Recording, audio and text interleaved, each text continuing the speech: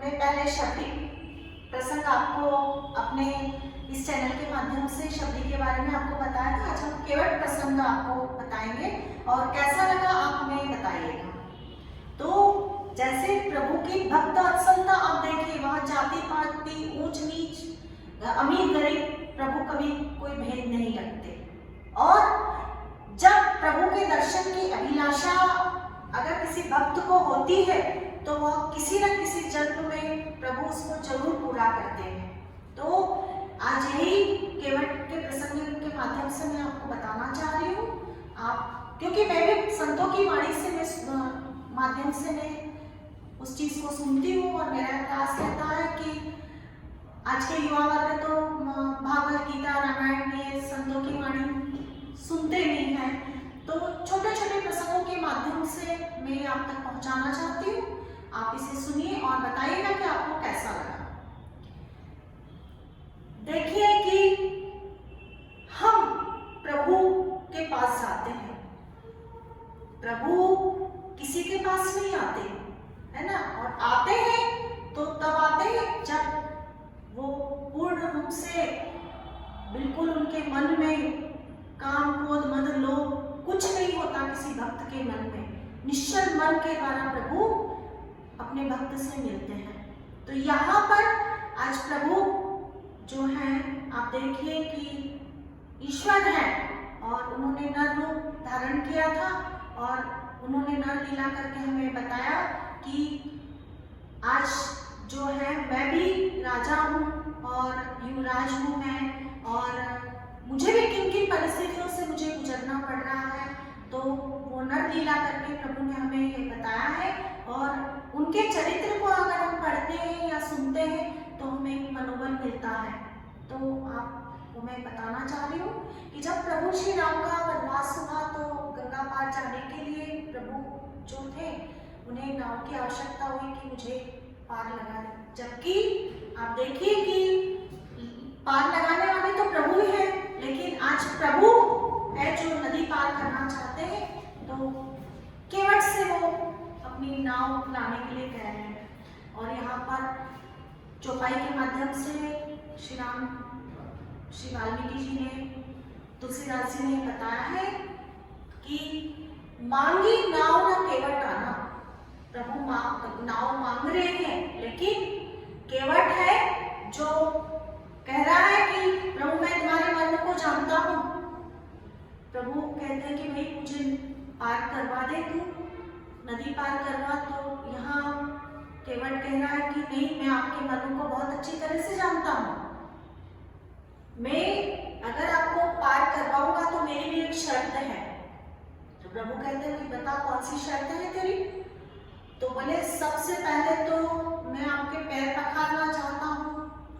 तो प्रभु कहते हैं भाई ऐसा क्या है मेरे पैर में। तो बोले कि नहीं, मैं आपके मन को बहुत अच्छी तरह जानता हूँ, आपकी चरण रस से पाषाण की अहिल्या, पत्थर की अहिल्या थी, वो जीवित हो गई, नारी रूप में परिवर्तित हो गई, और मेरी तो ये टूटी फूटी लकड़ी की नाव है, अगर ये नारी बन गई तो मैं क्या करूंगा प्रभु। एक नारी का तो भरण पोषण मेरा हो ही नहीं रहा है, और अगर ये नारी बन गई तो मैं कैसे भरण पोषण करूंगा। मैं तो सिर्फ नाव चला करके अपने परिवार का पालन पोषण करता हूँ, और जब नाव ही नहीं रहेगी तो मैं परिवार का पालन पोषण कैसे करूंगा। तो मैं आपके पैर पखारना चाहता हूँ। तो यहाँ लक्ष्मण जी जो थे, लक्ष्मण जी तो तुरंत उन्हें क्रोध आता है। तो वो कहते हैं कि अगर पैर पखारना चाहते हो तो भाई ठीक है। तो वो कहता है जब तक प्रभु नहीं कहेंगे तब तक पैर पखारूंगा नहीं मैं। तो यहाँ देखिए आपकी प्रभु जो कह रहे हैं कि भाई ठीक है, तू मेरे पैर पखार ले, जो तेरी इच्छा हो कर ले। तो बोले ठीक है, आप खड़े रहिए, मैं आ रहा हूँ। तो लक्ष्मण जी फिर क्रोधित होते हैं कि भाई देख, ये तो प्रभु को आदेश दे रहा है। ये तो बोले रुकिए, मैं अपने घर से कोई पात्र लेकर के आता हूँ और फिर मैं आपके पैर पखारूंगा। अब केवट गया है और वहां से कठोता लेकर आया है, लकड़ी का कठोता, और प्रभु के पैर पखारने के लिए फिर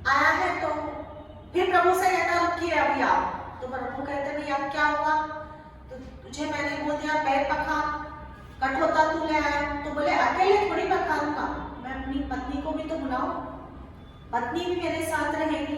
तो पत्नी को बुलाया। अब वो एक पैर धोता है तो प्रभु का पैर ऊपर उठाता है, तो प्रभु गिरने जैसे होते, तो प्रभु कहते भाई मैं गिरूंगा, तो बोले गिरने की तो कोई बात ही नहीं है, आप मेरे मस्तक पर आपका हाथ रख दीजिए। देखिए आपकी केवट जो है कितना भाग्यशाली था कि प्रभु को उसके मस्तक पर हाथ रखना पड़ा, जबकि प्रभु हमें सहारा देते हैं।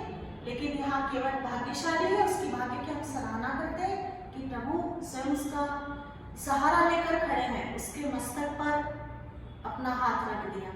फिर एक पैर पखारा, फिर दूसरा पैर पखारने के लिए पैर उठाया, कहता कि इसे आप नीचे मत रखिए, तो बोले भाई मैं तो गिर जाऊंगा, तो बोले एक हाथ क्यों रखते हैं आप, दोनों ही हाथ मेरे सर पर रख दीजिए। एक पैर धोता है फिर दूसरा पैर धोता है, ऐसे लगातार उसका क्रम चलता रहा। तो यहाँ पर वो कहता है कि प्रभु आपके मर्म को मैं बहुत अच्छी तरह जान गया हूं, और ये जो है चरण रज आपकी, ये तो पाषाण की प्रतिमा को भी नारी रूप में परिवर्तित कर देती है। अब पैर पखार लिए गए, उसके बाद प्रभु नाव में बैठे हैं और नाव चली है, तो केवट जो था वो लगातार नाव घुमाता जा रहा था, इधर से उधर, उधर से इधर, इधर से उधर, इधर से उधर।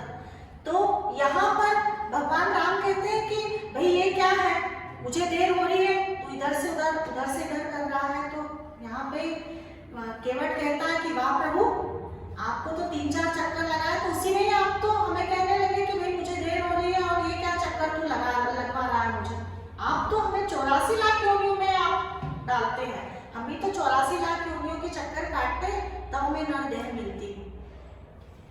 तो प्रभु ने कहा ठीक है भाई, अब तेरे सहारे हैं, आप छोड़ दे तू। अब जैसे ही केवट जो है किनारे पर लेकर जाता है, और प्रभु को देखे वहां पर कि प्रभु यहाँ पर बहुत ही खामोश यहाँ पर बताया गया है कि प्रभु जो थे वो उन्हें अपना कि अब मैं केवट को उतराई में क्या दूंगा, मेरे पास तो कुछ भी नहीं है। तो माँ सीता जो है प्रभु के भाव को समझ गई और उन्होंने अपनी अंगूठी उतार के दी है कि आप उतराई में दे दीजिए। तो केवट कहने लगा नहीं, मैं इतना अधम नहीं हूँ प्रभु कि मैं ये उतराई में चीज लूंगा, मैं आपसे, आप तो बस एक वचन मुझे दीजिए कि आप लौटते वक्त जरूर आप मुझे दर्शन देंगे। तो बहुत अनुनय विनय करने के बाद कहा जाता है कि उसने अंगूठी रखी है। अलग अलग संतों के अलग अलग विचार हैं, कोई कहते हैं रखी है, कोई कहते हैं नहीं रखी है, सिर्फ ये वादा लिया है कि आप लौटते वक्त आप मुझे जरूर दर्शन देंगे। तब वहाँ माता सीता और लक्ष्मण को प्रभु ने बताया था कि इसके पूर्व जन्म में केवट जो था कछुआ था, तो कछुआ था तो ये मेरे पैर की तरफ आता तो लक्ष्मी जी जो थी उन्हें हटा देती थी, वो मेरे दर्शन करने के लिए आया था। और अगर सिर की तरफ आते थे तो लक्ष्मण जी जो है शेषनाग का अवतार कहा जाता है, तो वहां पर शेषनाग ने हटा देते थे हुंकार मारकर। तो प्रभु ने कछुए को यह वचन दिया था कि जो तेरी भावना है मैं इसे अगले जन्म में जरूर पूरा करूंगा। तो वहां पर कछुआ जो है केवट बना है और प्रभु ने पूर्व जन्म का जो उसका भाव था तो यहाँ पर उसके भाव को पूरा किया है। तो यहाँ पर आज के युवाओं से यही कहना है कि आप ये नहीं कि आप पूजा पाठ करिए, सिर्फ मन में श्रद्धा रखिए और श्रद्धा रखने के साथ एक विश्वास रखिए प्रभु के ऊपर, और अपने जो जीवन है आर्थिक उपार्जन आप करते हैं तो प्रभु के विश्वास पर आप अपने जीवन को आप अगर आगे बढ़ाते ही रहिए तो आपको ये विश्वास कई गुना उन्नति भी प्रदान करेगा। और विपरीत परिस्थितियों में जब आप निराश होते हैं तो एक आत्मबल आपको प्रदान करेगा। और आप ऐसे से छोटे छोटे प्रसंग में डालती रहूंगी, आप सुनते रहिए और अपने विचार आप पुस्तक भेजते रहिए कि आपको कैसा